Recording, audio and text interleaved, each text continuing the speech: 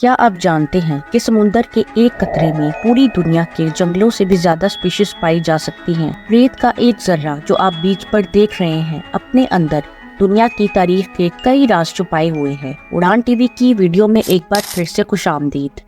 Dear viewers, ہمارے ارتھ کا قریباً 75% حصہ اوشن ہے، جس میں 91% ایسے کاؤنٹلیس ان نون کریچرز پائے جاتے ہیں جن کا ہم تصور بھی نہیں کر سکتے، both in kind and in number۔ اگر ہم لینڈ ایریا سے کمپیئر کریں تو ہمارے اوشنز لارجلی ان ایکسپلورڈ ہیں، اور اتنی سائنٹیفک ایڈوانسمنٹ ہونے کے باوجود بھی ابھی تک صرف 5% اوشن ہی ایکسپلور ہو پایا ہے۔ لیکن اوشن ایکسپلوریشن آخر اتنی کم اور مسٹیریس کیوں ہے؟ پلانیٹری سائنٹسٹ کے مطابق اگر ہم اپنے پلانٹ کو فنڈامنٹل لیول پر انڈرسٹینڈ کرنا چاہتے ہیں تو ہمیں ہمارے اوشنز کو فلی اسٹڈی کرنا ہوگا۔ ڈیئر ویورز، کیا کوئی یہ سوچ سکتا ہے کہ سمندر کی تہوں میں موجود سینڈ پارٹیکلز دراصل آج سے بلین ایئرز پرانی کریچرز کے شیل پیسز ہیں، جو ہمیں ہمارے پلانٹ ارتھ کی فارمیشن ہسٹری کے بارے میں بہت کچھ بتا سکتے ہیں اور ہمیں اوشن کی بائیو ڈائیورسٹی کا کافی اندازہ دیتے ہیں؟ یہ تو ہے اوشن کی واسٹنس کا ایک اسپیکٹ، لیکن اس سے بھی زیادہ امیزنگ چیزیں چھپی ہیں انہی اوشنز کی ڈیپتھس میں۔ ابھی بھی ایسے کئی سوالات ہیں جن کا آنسر 21 سینچری کے سائنٹسٹ اینڈ اوشنوگرافرز مکمل طور پر نہیں ڈھونڈ پائے ہیں۔ سو ڈیئر ویورز، آج ہم آپ کے ساتھ شیئر کریں گے کچھ ایسی مسٹریز جو آپ کو حیرت میں ڈال دے گی۔ تو چلیے شروع کرتے ہیں۔ نمبر 1، ہمارے پلانٹ پر موجود سارا پانی کہاں سے آیا؟ یہ دسمبر 1972 کی بات ہے جب اپولو 17 نے اسپیس ریس کی فائنل لیونر لینڈنگ کے لیے چاند کا رخ کیا۔ Ignition sequence started. All engines are started. We have ignition.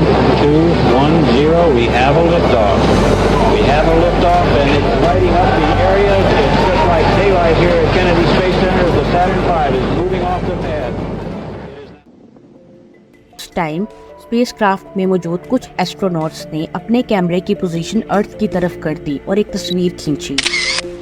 Dear viewers, یہ جو تصویر آپ اپنی اسکرین پر دیکھ رہے ہیں اس کو دی بلیو ماربل کے نام سے جانا جاتا ہے۔ یہ کلاسک پکچر 7 دسمبر 1972 کو لی گئی۔ ہیسل بلیڈ فلم کیمرے کے ساتھ یہ پوری زمین کی لی گئی پہلی تصویر تھی جو ارتھ کے سرفیس سے اپروکسیمیٹلی 29,400 کلومیٹرز کے ڈسٹینس پر کھینچی گئی۔ آخر یہ پکچر اتنی فیمس کیوں ہوئی؟ دی بلیو ماربل میں ہمارا ارتھ ایک اسفیئر کی شکل میں واضح طور پر دیکھا جا سکتا ہے۔ اس کے علاوہ اس پکچر میں ہم اپنے پلانٹ ارتھ کا interconnected biosphere as a single entity extreme clarity کے ساتھ ویو کر سکتے ہیں۔ دی بلیو ماربل، جس کو دی آئیکن آف یونٹی بھی مانا جاتا ہے، حیرت انگیز طور پر یہ ڈسپلے کرتی ہے کہ ہماری دنیا نیلے رنگ کی ہے جو ڈیلیکیٹ کلاؤڈز اور گریسفل آئس کیپس کے ساتھ ڈیکوریٹڈ ہے۔ اس پکچر میں یہ کلیئرلی دیکھا جا سکتا ہے کہ سولر سسٹم میں موجود باقی پلانٹس کے مقابلے میں اونلی ہمارا ارتھ مینلی ایک اوشن ورلڈ ہے۔ ہمارے اوشنز میں اتنا پانی موجود ہے جس سے ہم 550 ٹریلین اولمپک سوئمنگ پولز بھر سکتے ہیں۔ اس کے علاوہ لیکس، ریورز، انڈر گراؤنڈ ایکویفائرز اور آئس برگز میں بھی کئی million cubic fresh water stored ہے۔ یہاں تک کہ پانی کی ایک بڑی مقدار ہمارے ایٹماسفیئرک گیسز میں بھی پائی جاتی ہے۔ سو کٹ ٹو دا چیز، ہماری دنیا پر پانی کی حکمرانی ہے، لیکن یہ پانی یہاں کیسے آیا؟ یہ بات اپنے آپ میں ایک مسٹری ہے۔ The problem is very simple. Big bang theory کے مطابق جب یہ کرۂ ارض وجود میں آیا تو یہ بہت گرم تھا۔ اتنے ہائی ٹیمپریچر میں کوئی بھی پانی ایگزسٹ نہیں کر سکتا اور بھاپ بن کر ابل جاتا ہے۔ تو کسی ایسے گرم سیارے کی سطح پر اتنا سارا پانی آخر کہاں سے آیا؟ اکارڈنگ ٹو ون تھیوری، جب دا گریٹ بگ بینگ ہوا اور ہمارا سولر سسٹم وجود میں آیا تو پانی کے ایلیمنٹس جو ہائیڈروجن اور آکسیجن ہیں یونیورس میں پھیل گئے اور کمبائن ہو کر ایک نیو کمپاؤنڈ کی شکل اختیار کر لی، جس کو آج ہم H2O یعنی پانی کہتے ہیں۔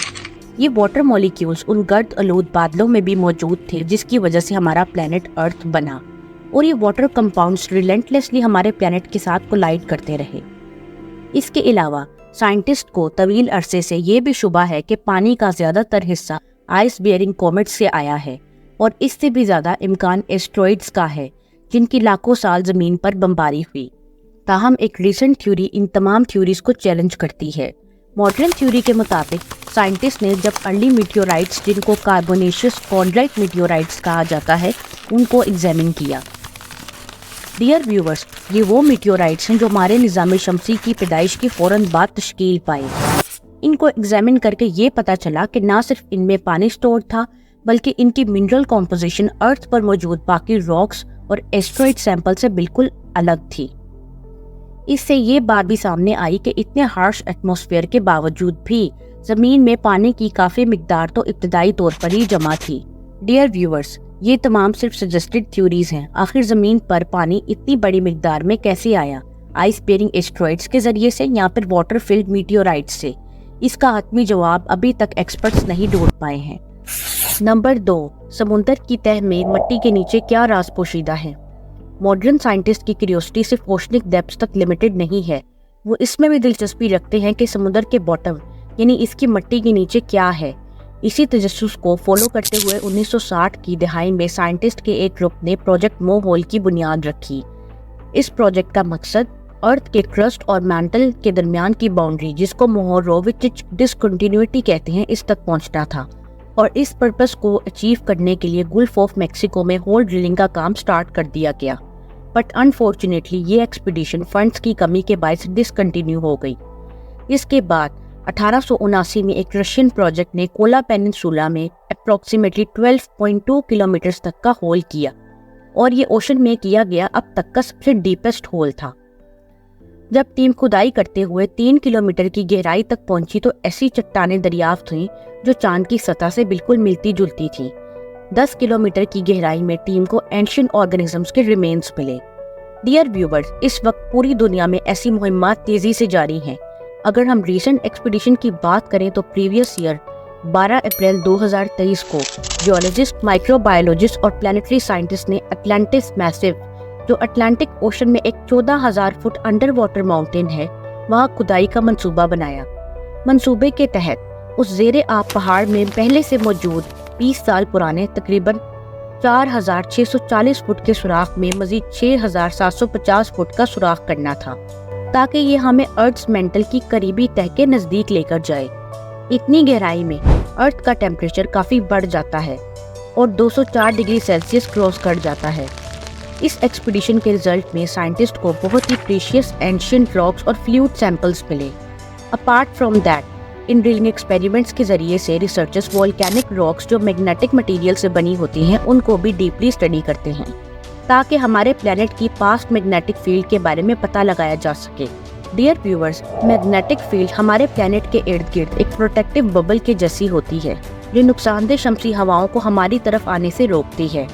आप सोच रहे होंगे कि ये एक्सपीडिशंस आखिर क्यों की जाती हैं और ओशन फ्लोर पर ही ड्रिलिंग का काम क्यों होता है?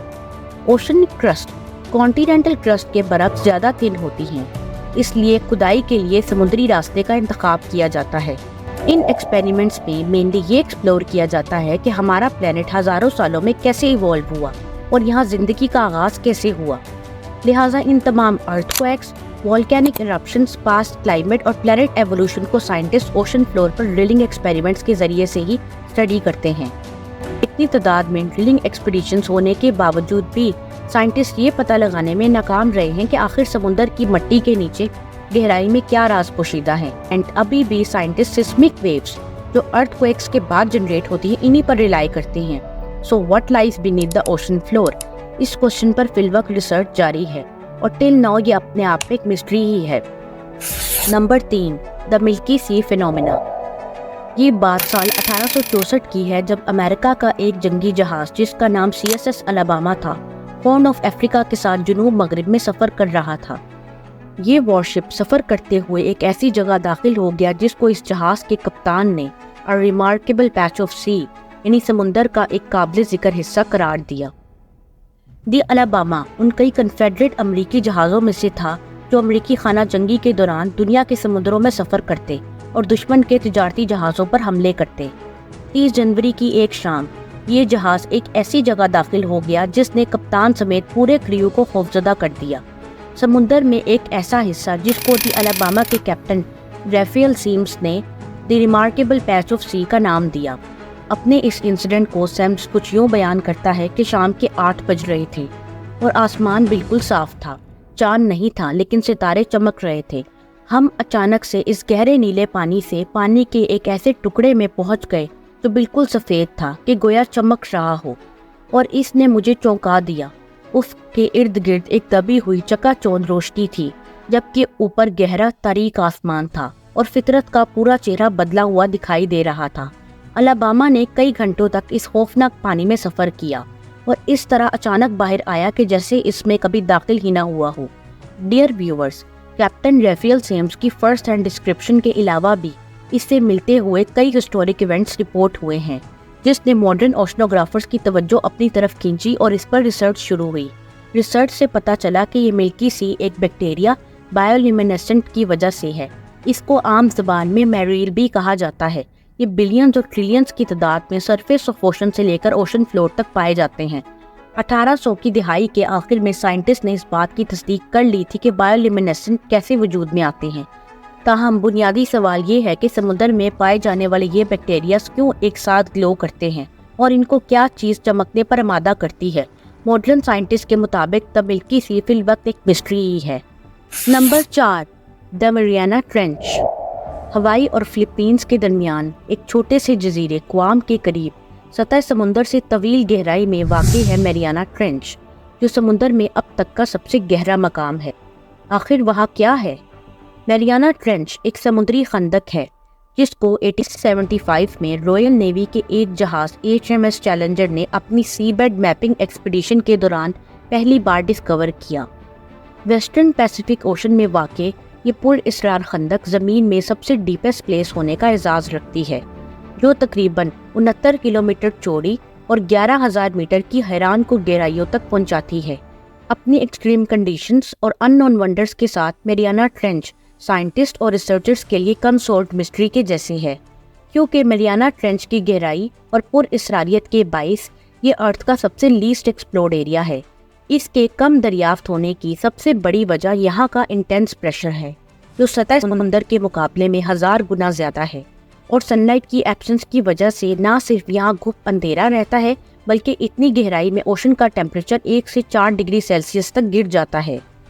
ڈیئر ویورز، میریانا ٹرینچ سے متعلق جس چیز نے ریسرچرز کو سب سے زیادہ حیران کیا وہ یہاں کے لیونگ آرگنزمز تھے.